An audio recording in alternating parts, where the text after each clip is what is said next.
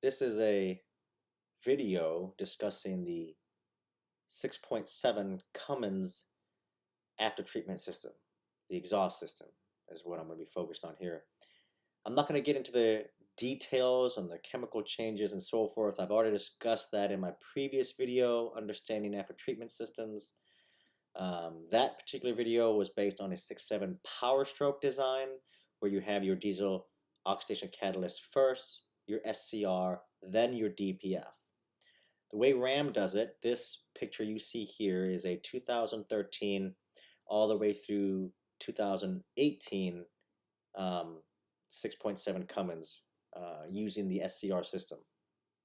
Previous exhaust systems before that just utilized a diesel oxidation catalyst, a DPF, and a muffler, and that's it.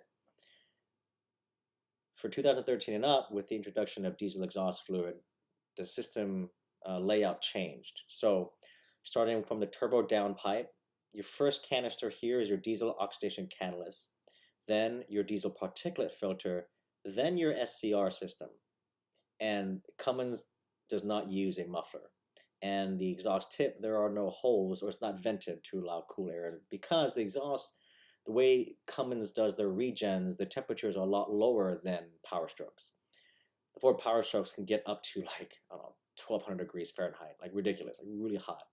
On the Cummins, normal regens are between 800 degrees Fahrenheit, maybe 1000. So it's a lot less than the Ford Power Strokes. But anyways, I like the way RAM does it here.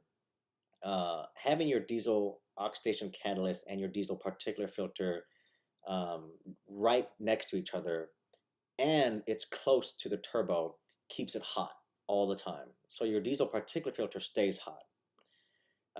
And it captures all the soot before it gets into the SCR system.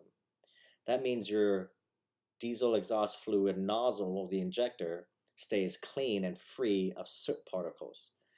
Your SCR system and catalyst in here stays clean and free of soot.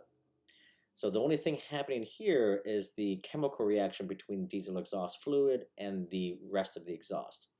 By the time it exits the tailpipe, it's nitrogen and water vapor. So, it's great.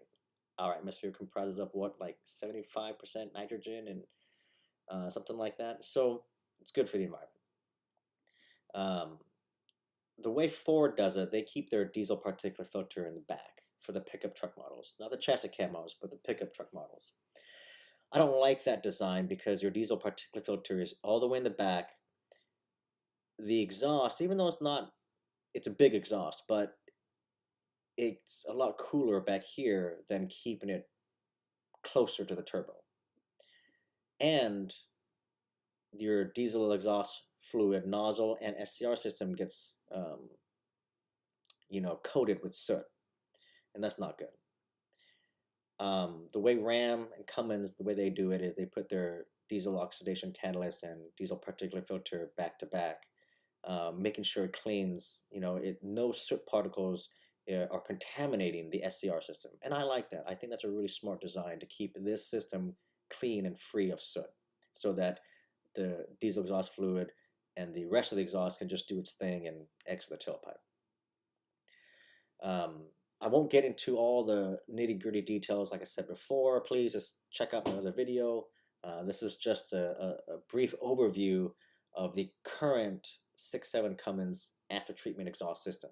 Now for 2019, it's still the same design, except the diesel oxidation catalyst, it's almost like its own separate canister, and then your diesel particulate filter, and then your SCR system. So it's still the same layout, but they just got more sensors in between the diesel oxidation catalyst and the DPF, I believe, if I remember correctly.